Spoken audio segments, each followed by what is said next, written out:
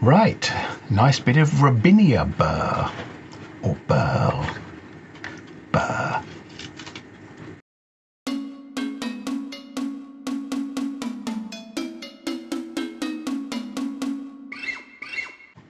Yes, hello.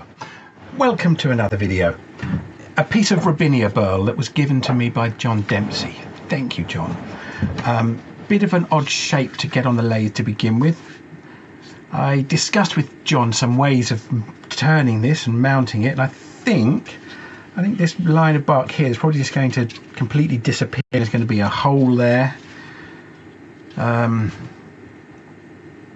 think the thing to do is to think of this as the top, but there's a lot of just empty bark there, I think. Or to think of that as the top, and to go in through there, maybe just square that off, square it off here.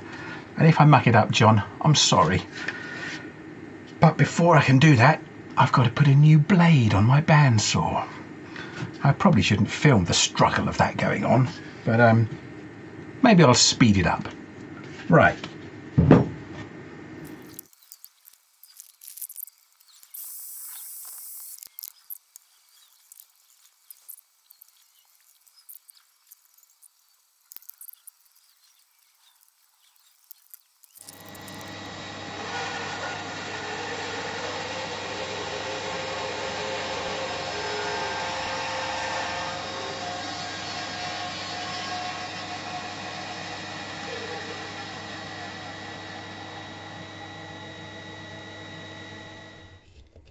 Now, see how very soft this is, coming off very easily.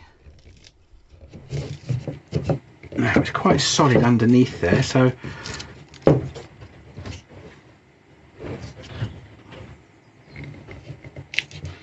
might be all right for getting a centre in there. Right, so here we go, just drilling out a bit of the bark so I can get a centre in. And then it'll be mounted in the lathe between centres. In the chuck jaws there, I've got a little Sorby step centre that mounts in the record chuck or the Nova chuck. And here we go, getting it lined up. And then I'll give a little spin to check for balance. Get it as even as possible. There was a little bit more bark to take off, and then just getting ready to start turning, so a quick sharpen up.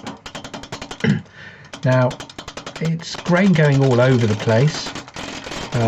It's sort of cross grain and some of it a bit spindle grain, not really sure, so I've used a bowl gouge for the shaping and the cutting. I was a bit lazy and didn't move my belt off the top speed, so it did stall occasionally. But now you can see it's getting much more even shaped, although there is that large bark inclusion there. So just a pull cut using the lower wing. Useful to sort of change directions of the gouge so you can get both wings in use.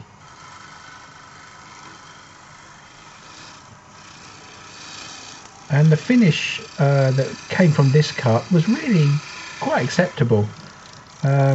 Obviously it's jumping around a lot because of the irregularities of the surface, but there you go, look, even a bit of left-handed turning. And then of course sanding, heavily edited. You only get to see a little bit of the sanding. Hope you don't mind. Right, bit of meths on a cloth, bit of very expensive and rare toilet roll, kitchen roll, and that's cleaning out some of the gunk very nicely, showing off the grain very nicely as well, I hope.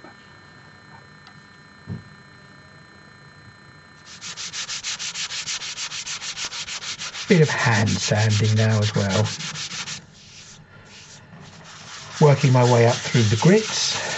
There were a couple of areas where sanding it while it was spinning had not really done the job well enough because the sander was bouncing around because of that big inclusion. Now ready for hollowing.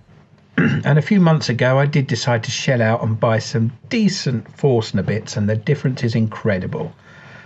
I don't know what I'll do with the cheap set I inherited from somewhere that don't hold an edge and create more smoke than chippings. This is a 1-inch Forstner bit, and it's gone in, oh, I guess about 4.5 inches, maybe 5 inches. And then on to hollowing, and again I'm using my 6mm Simon Hope carbide cutter, or my Simon Hope 6mm carbide cutter. Let's get all the adjectives in the right order. So the process is just to chip away, work out from the drilled hole towards the center and go down about 3/4 of an inch at a time. And once it gets a little bit deeper, I'll need to keep checking that not just keeping the wall thickness even, but with a little cutter like this, I found my first few goes at it, it's very easy to get a nice undulating surface inside. But this is my most successful undulating-less, there's a word for you, Noel, interior. See, I'm getting a bit deeper now. You can just about see where the hole is that was drilled, and I'm just pulling across from that 1/2 inch or so, and then I'll work my way out towards the sides. Here I'm using a scraper, part of the Crown Revolution MIDI series of tools. It's got a slightly bigger surface area, so it'll blend together the possible ridges that might have been left from the 6mm cutter. Back inside with the 6mm cutter now. Getting a bit gloomy in there. I'm not sure how well you can see what's going on, but it's just a case now, it cuts both forward and back. With a tool that is unshielded like this, delicate touch of course is needed. It does look like I'm gripping it for grim life or grim death. Which way is it? But I'm not. There you can see the lovely grain inside. Oh, and there we go, a little hole, nice little feature. Getting down close to the final depth now, measuring it with my little ruler, just about there. So back in with my scraper, and obviously of course this needs a gentle touch as well as I'm putting up the side. I do not want it to poke out of that hole. That will be the end of the piece, possibly the end of my scraper tip, and possibly a bit of damage to me. Right, so there we go. I think that's just about done. And oh no, looks like I needed to go a little bit deeper. I've put the cutter now in a longer handle to give me a bit more leverage. And judging by the gloom at the depth, I think I'm pretty much am there now.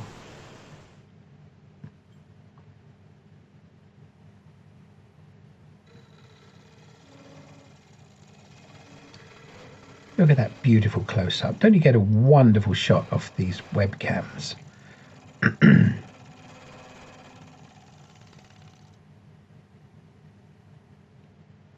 I think that's pretty much nearly there. So after scraping, of course, a bit of sanding. And I've got my sanding bit on a long extension so I can get down to the bottom of it. I would not even contemplate sanding the inside with the lathe spinning. That would just be inviting disaster. One of the advantages of sanding with the lathe off as well is that the dust, when you sand like this, doesn't get thrown quite so far. I was using 3-inch pads on a 2-inch sanding head. No, 3-inch 3-inch sanding discs on a 2-inch sanding pad, so it folded over the sides. Right, so now I've got it sanded inside and out. Obviously I need to address the foot. Now I've watched quite a few videos where people have parted through and sawn off the tenon, but I much prefer to turn the bottom.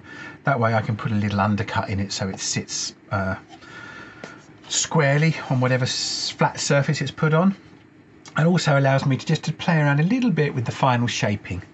So I'm going to put a jam chuck lump of something or other, not really sure what it is, but I've got to turn it down a little bit because at the moment it's a bit too big. Right, it appears I didn't put the camera on. So I had the vase on the jam chuck with some padding in it, held on the centre and just turned the bottom off. You've seen that in other videos. There's the little nub, and just twist it off, and then just a little bit of trimming with a chisel, and then a bit of a sanding, and then we're done. So there it is with the bottom turned, sanded, nice little depression in it, undercut. Looks much nicer to me than a flat sawn bottom. Right, now get some finish on it and hopefully watch this grain really come to life.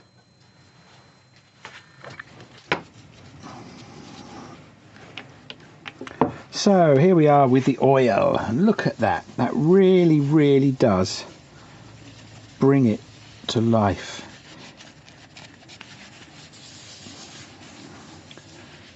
Really very pretty wood.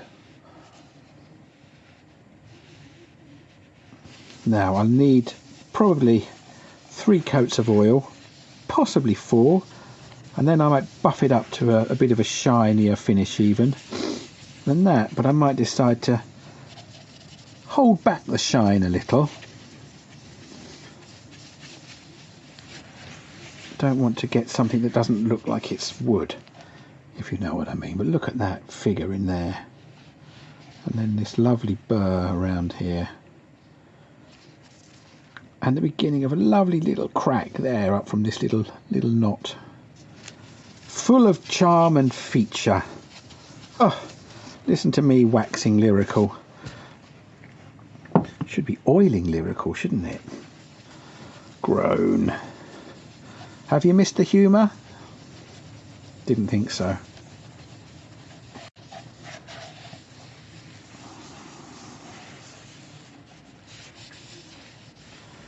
Right, back in 4 hours for the next coat.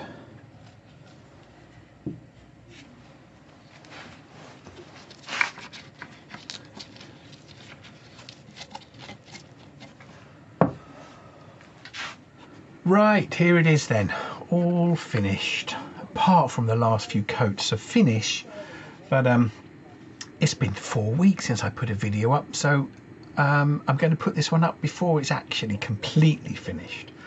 Some still images showing you some of the detail as well. It was good fun to do, and another thank you to Jon Dempsey for gifting me the lovely piece of wood. What more can I say? It just really didn't need any colour. And on that bombshell, as a famous TV presenter used to say, thanks for watching. Except he said goodbye, I think. Anyway, goodbye. Thanks for watching. See you later. Until next time. Hopefully, it won't be 4 weeks until the next one. But you never know.